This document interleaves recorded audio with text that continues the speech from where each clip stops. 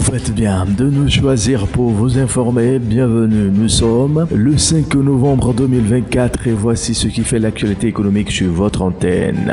L'Organisation des pays exportateurs de pétrole et ses alliés n'envisage pas d'augmenter à court terme le plateau de la production commune d'or noir, contrairement à ce qui avait été annoncé il y a quelques semaines. En effet, le dimanche 3 novembre dernier, 8 pays membres de l'Alliance, dont l'Algérie volontairement soumis à une réduction de leur production d'or noir de 2,2 millions de barils par jour, ont d'un commun accord décidé de maintenir cette dernière pour un mois supplémentaire.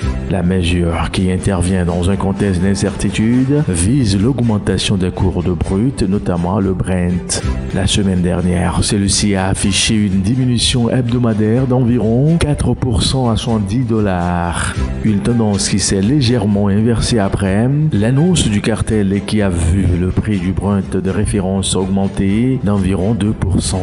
Les discussions à venir seront cruciales pour déterminer les prochaines étapes et les ajustements nécessaires pour stabiliser le marché du pétrole.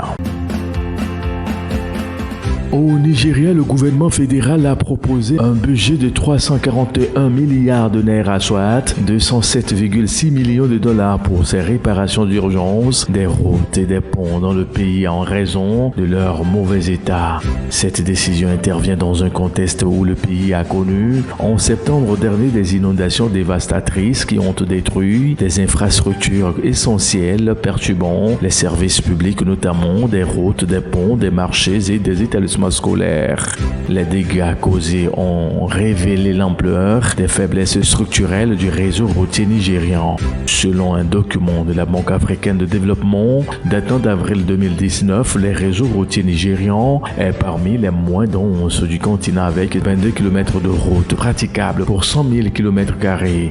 Face à ce retard, le Nigeria a entrepris ces dernières années d'importants investissements dans le secteur des infrastructures, considérant le développement du réseau routier comme un levier essentiel pour stimuler la croissance économique. Au point 3 de l'actualité économique sur votre antenne, la Sierra Leone qui bénéficiera d'un soutien financier de 248,5 millions de dollars US du Fonds monétaire international pour renforcer la résilience de son économie. Annoncé le jeudi 31 octobre dernier, cet appui s'inscrit dans un programme de facilité élargie de crédit approuvé pour une durée de 38 mois avec un décaissement initial immédiat de 46,6 millions de dollars US. La FEC vise à soutenir le plan national de développement 2024-2030 de la Sierra Leone en favorisant la stabilité économique à long terme. L'accent est mis sur plusieurs priorités, notamment la réduction de l'inflation, le renforcement de la viabilité de la dette publique, la reconstitution des réserves de change et l'amélioration de la gouvernance. Le FMI a salué les récentes réformes économiques entreprises par les autorités sierra-léonaises, affirmant qu'elles ont permis une réduction significative de l'inflation qui est passée de 55% en octobre 2023 à 25% en août 2024 tout en stabilisant le taux de change. En grande partie dépendante des secteurs miniers et agricoles, l'économie sierra-léonaise a affiché une croissance de plus de 5% en 2022-2023, en grande partie grâce à l'essor minier selon l'institution monétaire. À fin septembre 2024, le gouvernement ivoirien a décaissé 789,1 milliards de francs CFA pour financer le programme social du gouvernement, dont le budget total s'élève à 1179,9 milliards de francs CFA, soit un taux de décaissement de 66,88%. 205 000 ménages ont bénéficié d'une allocation trimestrielle dans le cadre des filets sociaux pour soutenir leur pouvoir d'achat dans le secteur de la santé, la prévention des maladies et l'accès aux soins pour les couches défavorisées ont été renforcés.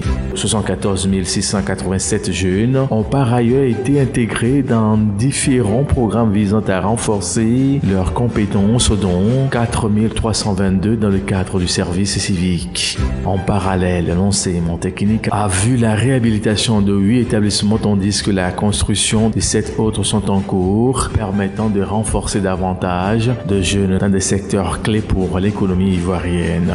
Près de 396 localités ont été électrifiées, portant le taux de couverture nationale à 92,15%. Bouclons avec la Tunisie où les États-Unis viennent d'allouer 24,85 millions de dollars pour la mise en œuvre d'un projet visant à soutenir la production de dates au cours des 5 prochaines années. L'annonce a été faite dans un communiqué publié le 4 novembre par l'ambassade des États-Unis à Tunis. Cet appui financier s'inscrit dans le cadre du programme Food for Progress initié par le département américain de l'agriculture en vue d'aider les pays en développement à moderniser et à renforcer leurs secteurs agricoles. Concrètement, ce projet quinquennal a pour objectif d'augmenter de manière significative la production de dattes et de renforcer les systèmes agricoles traditionnels des oasis en Tunisie. Selon les données du ministère de l'Agriculture, la Tunisie a produit 340 000 tonnes de dattes en 2023 et les expéditions de la filière ont généré 794 millions de dinars, soit 256,5 millions de dollars la même année. Et c'est fini. Mesdames, messieurs, très bonne suite de le programme à vous tous et à très vite.